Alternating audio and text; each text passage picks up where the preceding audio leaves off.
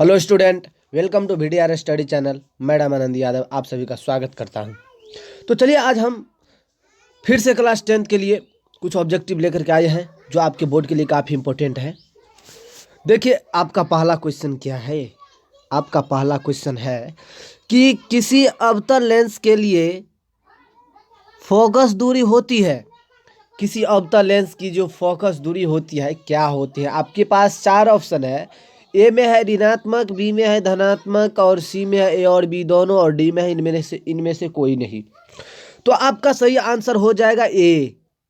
आपका सही आंसर क्या हो जाएगा, ए हो जाएगा, यानी ऋणात्मक हो जाएगा आपका सही आंसर। उसके बाद बी नंबर में क्वेश्चन है।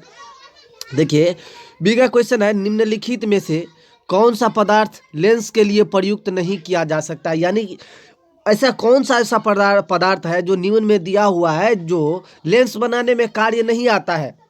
तो देखिए आपके पास चार ऑप्शन है। ए में है जल, बी में है कांच, सी में है प्लास्टिक और डी में है मिट्टी। तो आपका सही आंसर जो है आपका डी हो जाएगा, यानी मिट्टी हो जाएगा। मिट्टी का उपयोग जो है लेंस बनाने के लिए नहीं किया जाता है। उसके बाद देखिए आपका अगला क्वेश्चन क्या है, 3 नंबर में है वास्तविक वस्तु का आभासी प्रतिबिंब बनता है। वास्तविक वस्तु का आभासी प्रतिबिंब कैसे बनता है। देखिए आपके पास चार ऑप्शन है। ए में है समतल दर्पण, बी में है आपको उत्तल दर्पण, सी में है अवतल दर्पण और डी में है इनमें से सभी।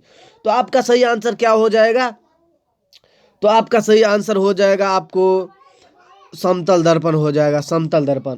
उसके बाद चलिए उसके बाद हम चलते हैं। आपका अगला क्वेश्चन 4 नंबर में है। 4 नंबर में देखिए क्या क्वेश्चन है, 1 मिनट रुक जाइए। देखिए 4 नंबर में क्वेश्चन क्या है। हाँ देखिए 4 नंबर में क्वेश्चन क्या है, प्रकाश तरंग उदाहरण है। यानी प्रकाश तरंग जो उदाहरण है ध्वनि तरंग का है या फिर विद्युत चुंबकीय तरंग का है या पराबैंगनिक तरंग का है या परासर्वीय तरंग का है। तो इसका सही आंसर जो है आपको जो हो जाएगा विद्युत चुंबकीय तरंग का हो जाएगा, यानी बी हो जाएगा आपका सही आंसर। उसके बाद आपका 5 नंबर का क्वेश्चन है, विरल माध्यम से प्रकाश की चाल सघन माध्यम की अपेक्षा जाती है, कम होती है, अधिक होती है, बराबर होती है या फिर सभी कथन गलत है। तो आपको 5 नंबर का सही आंसर जो हो जाएगा वो हो जाएगा आपको बी, यानी अधिक होता है, यानी बी हो जाएगा। उसके बाद चलिए देखते हैं आपका अगला क्वेश्चन क्या है। देखिए आपका अगला क्वेश्चन क्या है, कहता है देखिए कहता है 6 नंबर का क्वेश्चन जो है आपका कहता है इंद्रधनुष का भीतरी हिस्सा किस रंग का होता है। इंद्रधनुष का जो है भीतरी हिस्सा जो है किस रंग का होता है। तो आपका सही आंसर हो जाएगा, यानी बैगनी। देखिए कैसे होता है, ऐसे होता है ना, ऐसे होता है, ऐसे होता है। तो यहाँ से जो है ना अंदर से जो है ना VIBGYOR यानी भिबज्योर होता है ना, भिबज्योर होता है ना। तो इस टाइप से रहता है, इस टाइप से यानी मान लीजिए ऐसे है, इधर आया, इधर भी है। तो भिबज्योर होता है ना। तो देखिए ये सबसे अंदर में है, तो भिबज्योर यानी बैगनी किरण जो है ना आपको अंदर की ओर होते हैं। उसके बाद आपका 7 नंबर में क्वेश्चन क्या है, देखिए मानव नेत्र दो है, अतः इसकी दृष्टि क्षेत्र होती है। जो मानव के पास जो 2 नेत्र होते हैं उसमें जो है दृष्टि क्षेत्र कितने होते हैं। तो आपका सही आंसर हो जाएगा 180 डिग्री हो जाएगा, यानी ए हो जाएगा, ए हो जाएगा। उसके बाद चलिए आपका 8 नंबर में क्वेश्चन क्या है देखते हैं। देखिए आपका 8 नंबर का क्वेश्चन क्या है, 8 नंबर, हाँ देखिए 8 नंबर में क्वेश्चन क्या है। 8 नंबर में क्वेश्चन है 8 नंबर में क्वेश्चन है जो नेत्र निकट वस्तु को साफ नहीं देख सकता है उस नेत्र में होता है।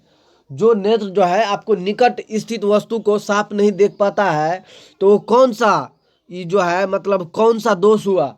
तो जो निकट स्थित वस्तु को नहीं देख पाता है लेकिन दूर स्थित वस्तु को देख पाता है। देखिए याद करने का सबसे बेस्ट तरीका है जो जहाँ के वस्तु को देखे, जैसे जो निकट के वस्तु को देखे तो निकट दृष्टि दोष, जो दूर स्थित वस्तु को देखे उसमें जो है आपको क्या होता है तो दूर दृष्टि दोष।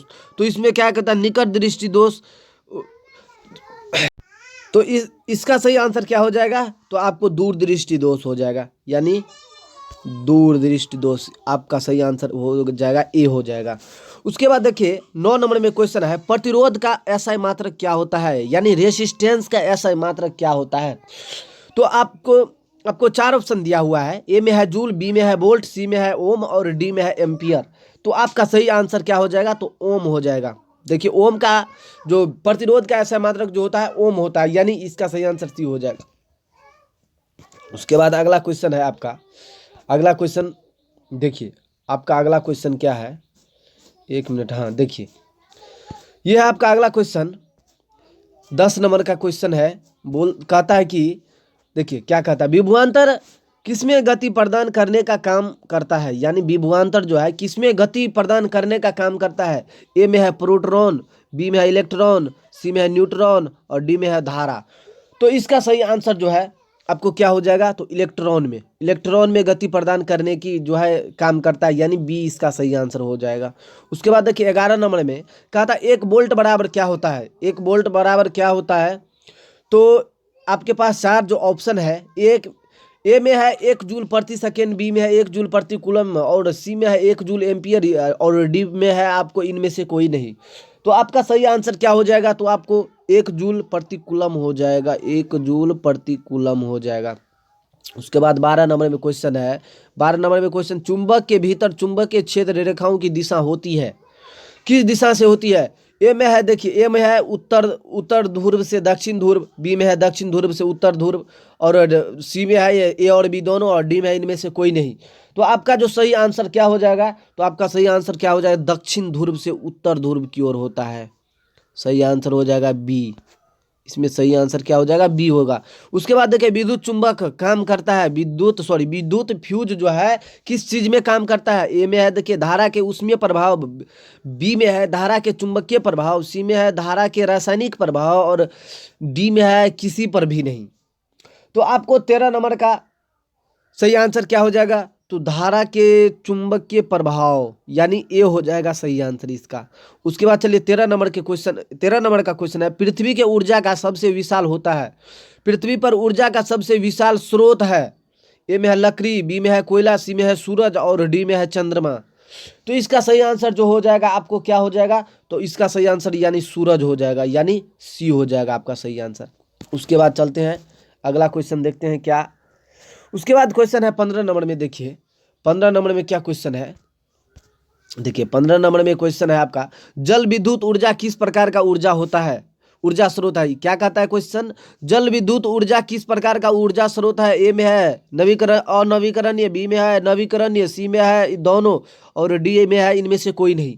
तो आपका सही आंसर जो हो जाएगा आपको क्या हो जाएगा, नवीकरणीय हो जाएगा इसका सही आंसर। उसके बाद क्वेश्चन 16 में दिया गया है कि बायोगैस का मुख्य अवयव क्या है। बायोगैस का मुख्य अवयव क्या है। ए में है CO2, बी में है क्या है, बी में है CH4, सी में है H2 और डी में है H2S।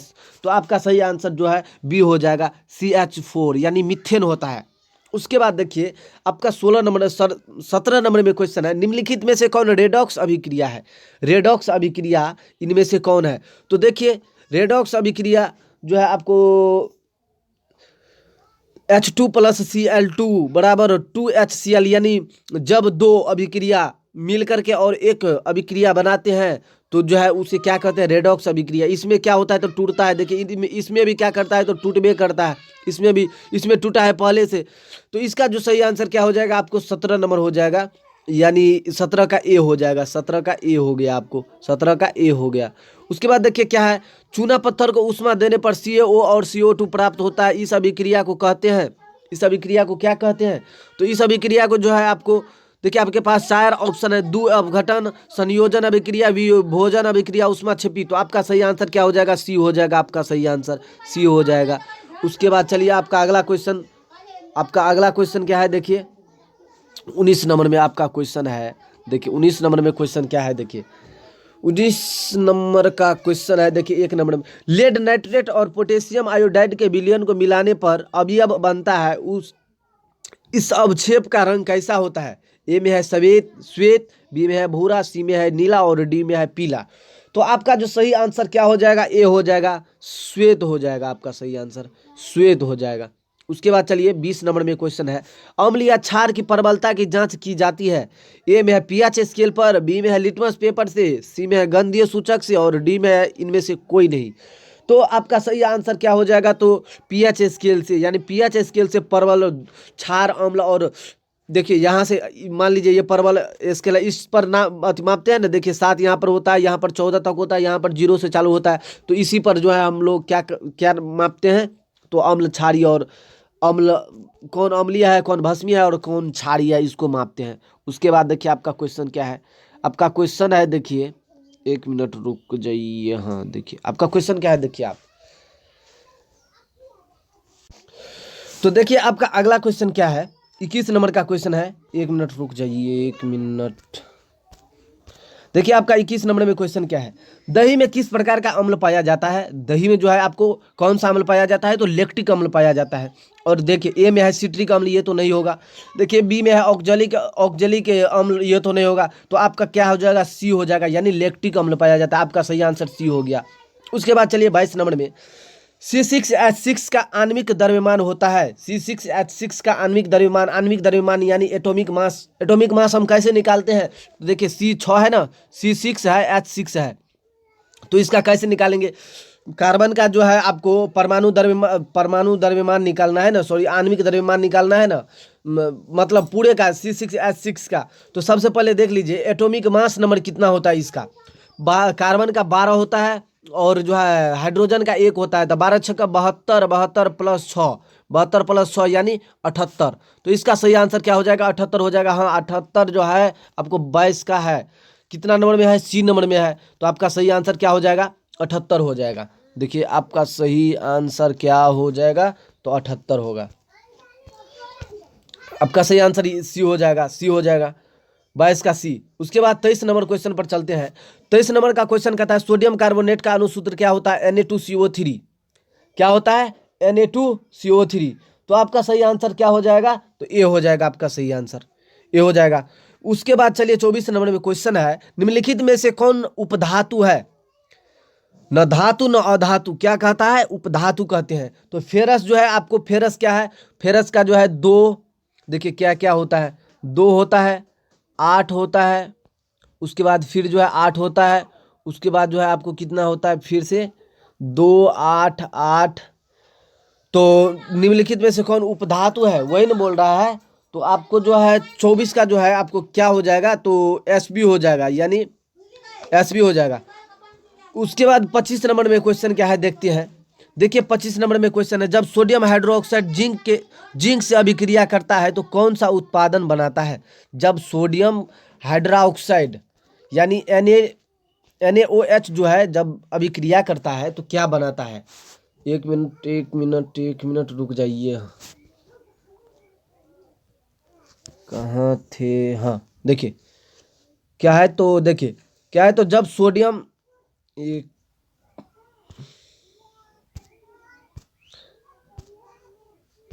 हाँ देखिए क्या है क्वेश्चन, जब सोडियम हाइड्रोक्साइड जिंक से अभिक्रिया करता है तो वह कौन सा उत्पादन बनाता है। तो आपको जो है, तो देखिए क्या जो है क्या है, तो सोडियम हाइड्रोक्साइड यानी NaOH है। NaOH जो है आपको क्या, जिंक से जब अभिक्रिया करेगा तो आपको क्या बना, Na2ZnO2 प्लस H2 बनाएगा। उसके बाद 26 नंबर में क्वेश्चन क्या है, 26 नंबर में क्वेश्चन है, फेरस सल्फेट क्रिस्टल का रंग होता है। फेरस सल्फेट क्रिस्टल का रंग किस प्रकार होता है, ए में है श्वेत, बी में है हरा, सी में है लाल और डी में है भूरा। तो आपका सही आंसर क्या हो जाएगा, तो आपका सही आंसर जो है हरा हो जाएगा इसका सही आंसर, यानी इसका सही आंसर बी हो जाएगा 26 का। उसके बाद चलिए आपका अगला क्वेश्चन क्या है, निम्नलिखित में से किसे चाकू से काटा जा सकता है। तो इनमें से जो है किसे चाकू से काटा जा सकता है, देखना है। देखिए क्या है क्वेश्चन, निम्नलिखित में से किसे चाकू से काटा जा सकता है। ए में है लिथियम, बी में है कैल्शियम, सी में है आयरन और डी में है कॉपर। तो इसका जो सही आंसर है, लिथियम को हम जो है चाकू से काट सकते हैं। उसके बाद क्वेश्चन क्या है, देखिए 28 नंबर का क्वेश्चन आपका है। 28 नंबर का क्वेश्चन जो है, 28 नंबर का क्वेश्चन क्या है, देखिए 28 नंबर, हाँ 28 नंबर में क्वेश्चन क्या है, देखिए, अरे हाँ देखिए 28 नंबर में आपका क्वेश्चन है। 28 नंबर में क्वेश्चन कहता है, देखिए कार्बनिक यौगिक में तत्वों के बीच कैसा कैसा बंधन होता है। कार्बनिक यौगिक में तत्वों के बीच कैसा बंधन होता है? ए में है सहसंयोजी बंधन, बी में है आयनिक बंधन, सी में है उपसंयोजिक बंधन और डी में है धात्विक बंधन। तो इसका सही आंसर क्या हो जाएगा? तो ए हो जाएगा, यानी सहसंयोजी बंधन हो जाएगा। ए हो जाएगा इसका सही आंसर। उसके बाद चलते हैं आपका अगला क्वेश्चन। देखिए आपका अगला क्वेश्चन क्या है, 29 नंबर में है आपका अगला क्वेश्चन। देखिए 29 नंबर में आपका क्वेश्चन क्या है, देखते हैं। हाँ देखिए, निम्नलिखित में से कौन सहसंयोजी यौगिक है? निम्नलिखित में से कौन सहसंयोजी यौगिक है? ए में है CH4, बी में है NaCl, सी में है CaCl2 और डी में है Na2O। तो आपका सही आंसर जो है क्या हो जाएगा? तो आपका सही आंसर CH4 हो जाएगा, CH4। उसके बाद 30 नंबर में क्वेश्चन है, एथिन ENE है।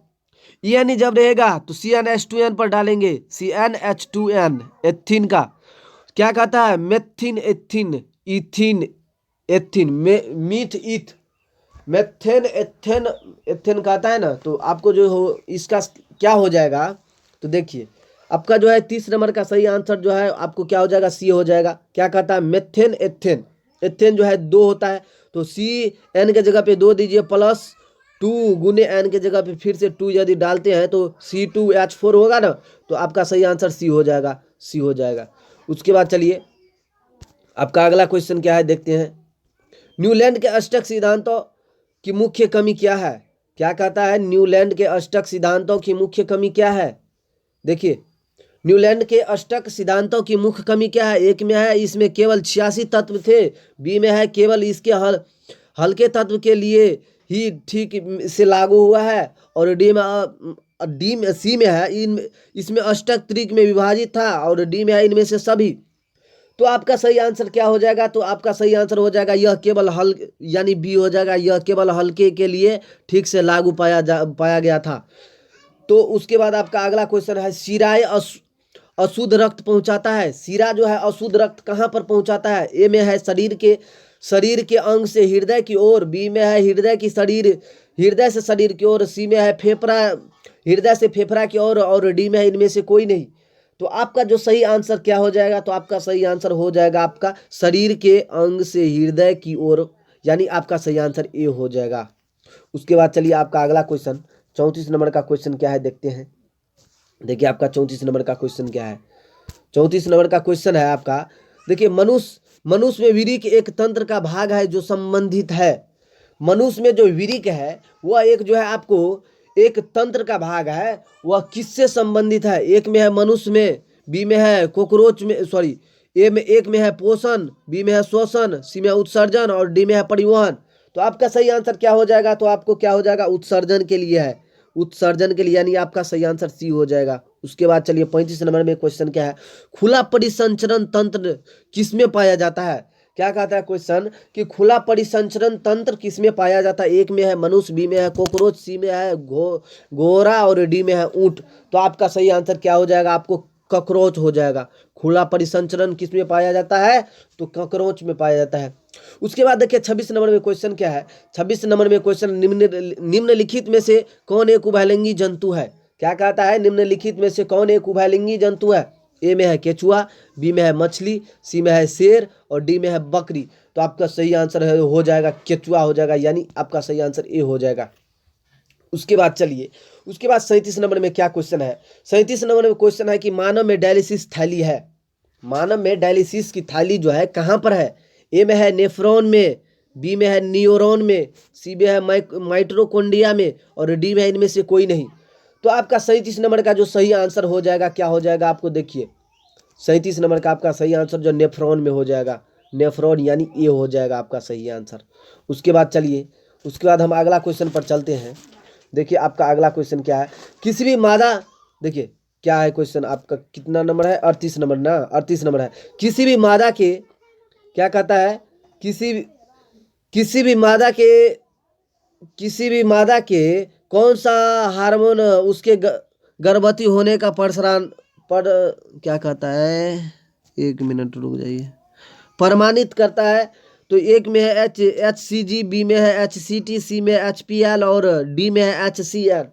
तो 38 का जो है आपको सही आंसर क्या हो जाएगा? आपको Cg हो जाएगा। ये आपको ध्यान से याद रखें, इसमें कंफ्यूज हो सकते हैं, इसलिए आपका HCG हो जाएगा इसका सही आंसर, यानी ए हो जाएगा। उसके बाद चलिए आपका अगला क्वेश्चन क्या है, अगला क्वेश्चन पर चलते हैं। देखिए 39 नंबर में आपका क्या है क्वेश्चन, 39 नंबर में आपका क्वेश्चन क्या है, तो निम्नलिखित में क्या है क्वेश्चन। देखिए क्वेश्चन है कि एक मिनट